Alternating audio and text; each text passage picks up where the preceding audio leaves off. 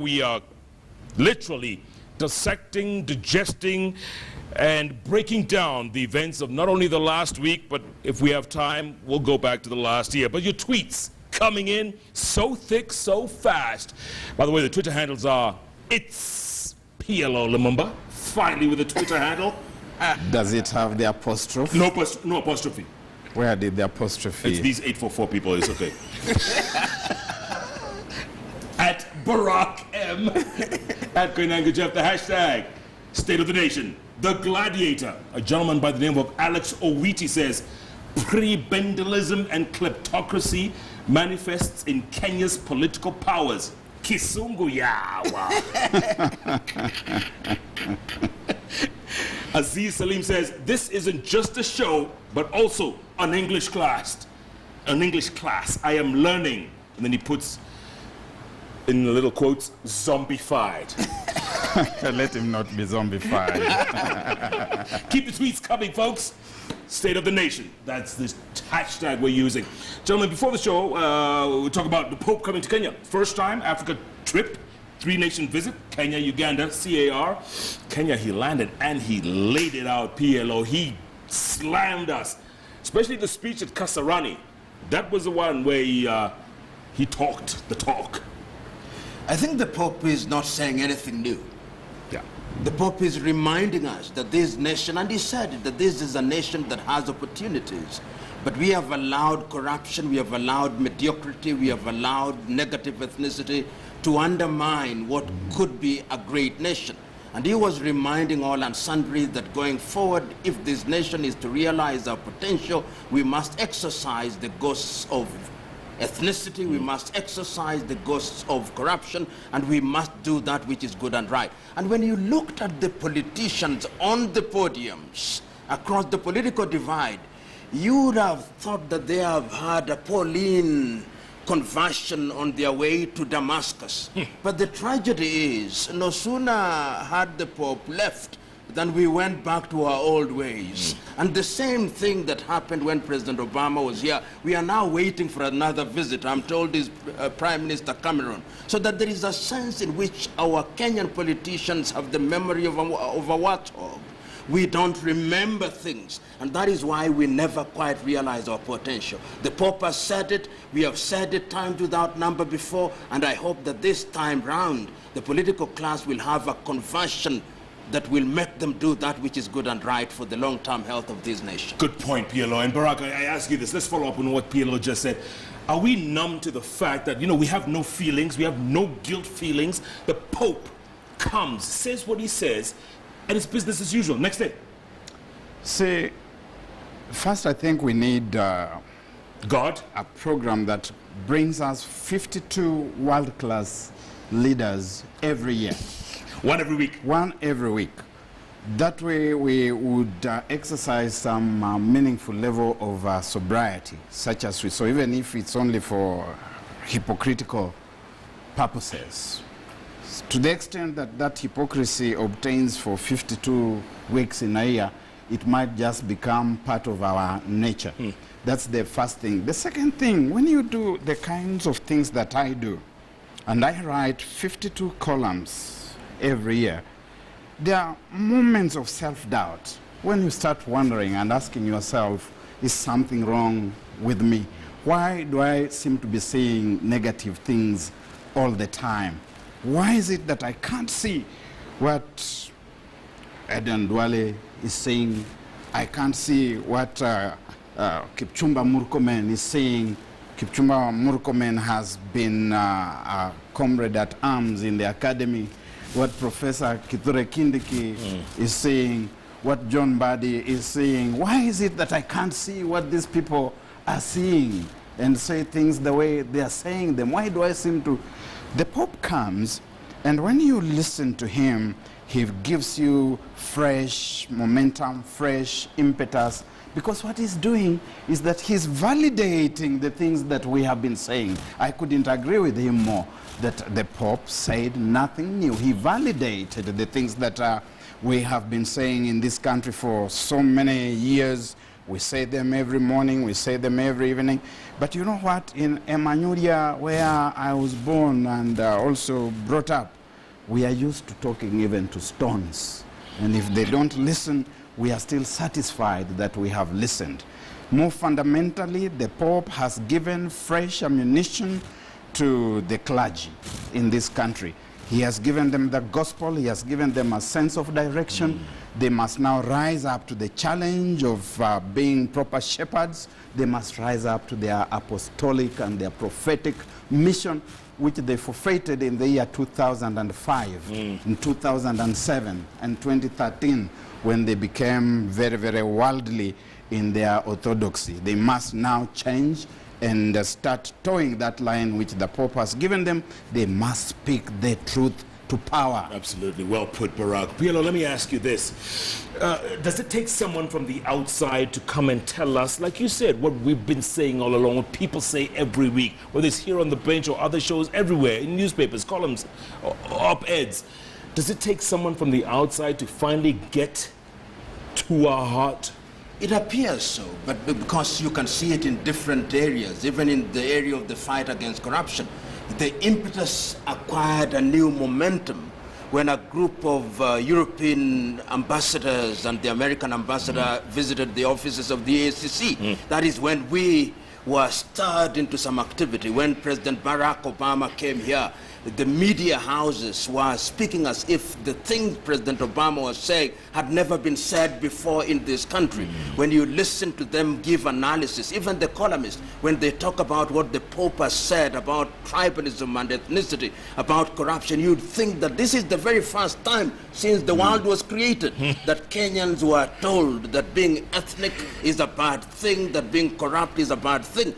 But many Kenyans, including ourselves and many other Kenyans of goodwill, have been speaking about these things on a daily basis. You saw different religious leaders of different persuasion were behaving as if indeed Christ himself had arrived in Kenya.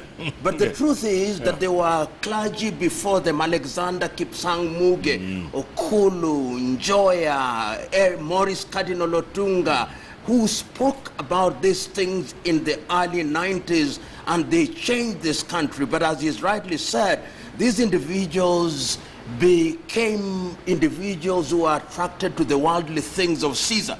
And it appears to me that Kenyans have great faith in things that are made outside. We consume that which we do not produce and produce that which we do not consume. And that is our undoing. We must now begin to believe in ourselves. I urge people, for example, to read Koigi Wamwere's Towards Genocide, the impact of Kenya's negative ethnicity, to know that the political class only uses short-term interest to hypnotize people from their ethnic group.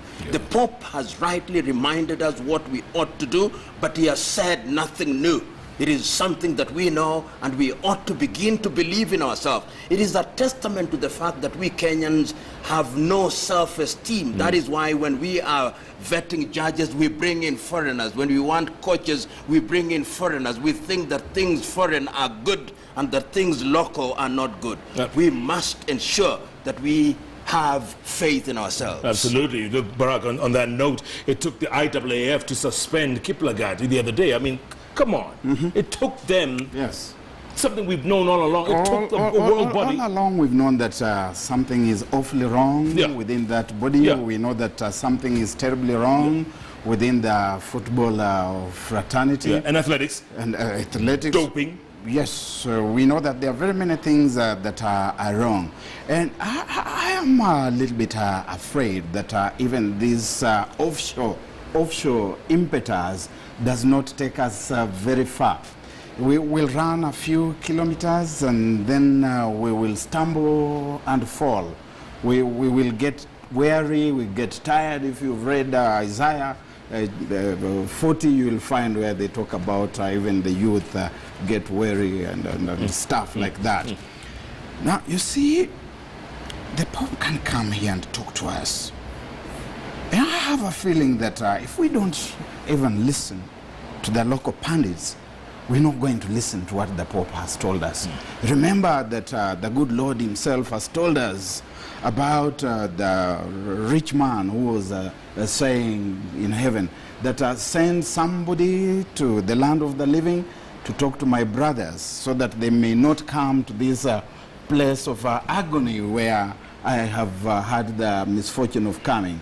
And Abraham tells the rich man that they have got Moses and they have got the prophets. Let them listen to them. If they don't listen to them, they will not listen, even if somebody should go to them from the land of the dead. The Pope can come here. And already at the start of this week, we were reading in the daily press about some people telling the Pope to keep out of Kenyan affairs. They're already telling the Pope, you have no business coming to talk to us like that, that leave our matters to us. It's the same thing that you have seen us taking some very awful drama to the Assembly of State Parties at The Hague, because first we ask ourselves to be taken there, and once we are taken there, we again turn court, we flip it inside out, and we start telling people, leave us alone, we are a sovereign state. When we were crying out for those international good Samaritans, were we not a sovereign state? PLO, was that a good thing? Rule 68, just to clear things, you're a lawyer. Rule 68, use of recanted evidence, out the window. I think there is a sense in which this has been misunderstood and politicized. First of all, I think that the Kenyans, we have behaved very badly.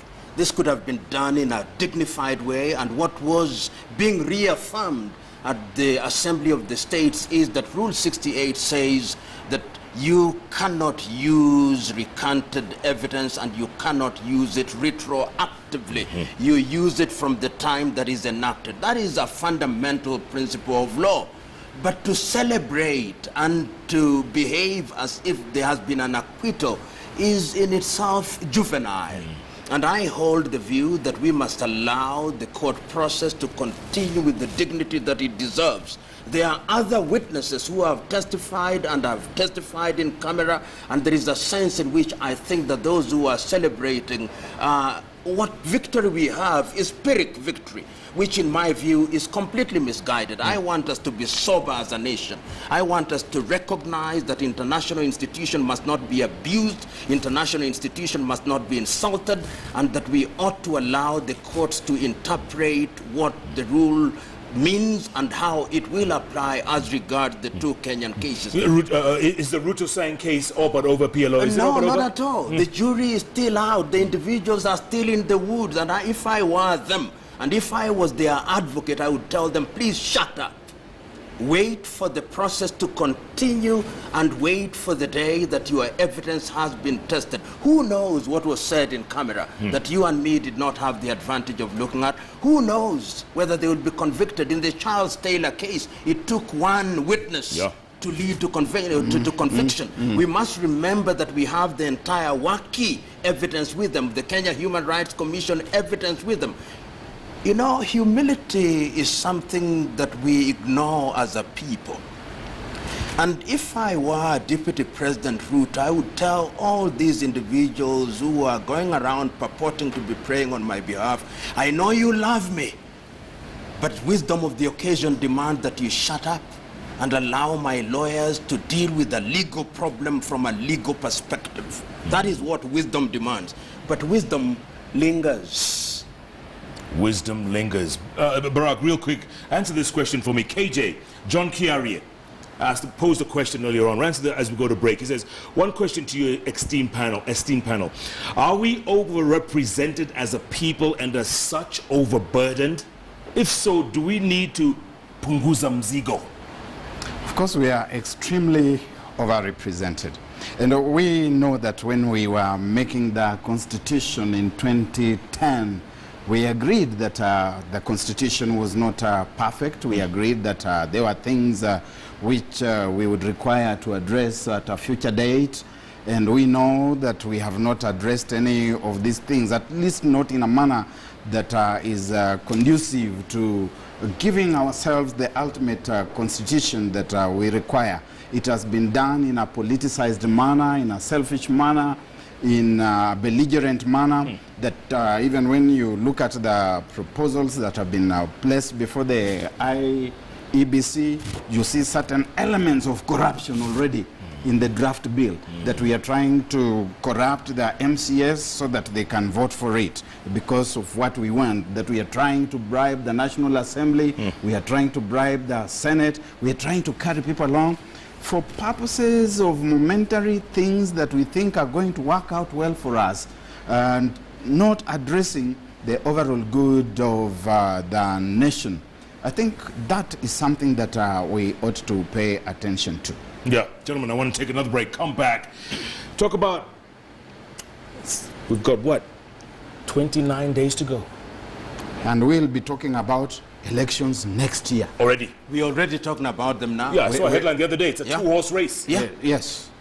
Even the pollsters are priming the nation for a 2-year campaign. Which investor is going to come in this country when we are in that mood? And you know that our politics is like a poison chalice. Pre-pendulism. It's tragic. It's zombie what? Zombification. That.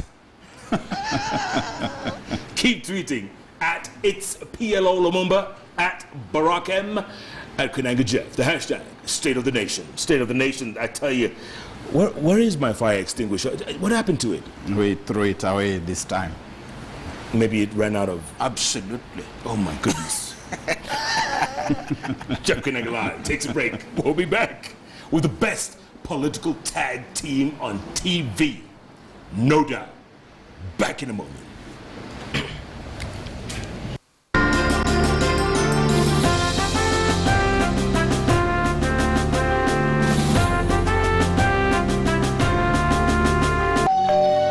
It's me. Hi, Mom. Omodi, 3 years you have been with my daughter na bado haujamaliza kulipa dowry. Sasa ni wewe utateki OLX challenge.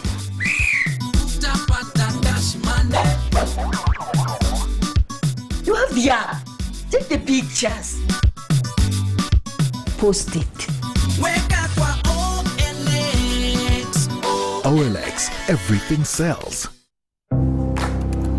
Once a month, we all feel exposed and vulnerable.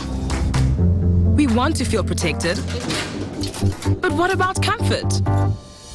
Stay Free's Comfort Protect Promise means it's comfortably soft, keeps you comfortably dry, and feeling comfortably protected. So that during your most uncomfortable time of the month, you not only get the protection you expect, but also the comfort you didn't. Join the women who've tried Stay Free and agree that it's the most comfortable pad they've ever tried.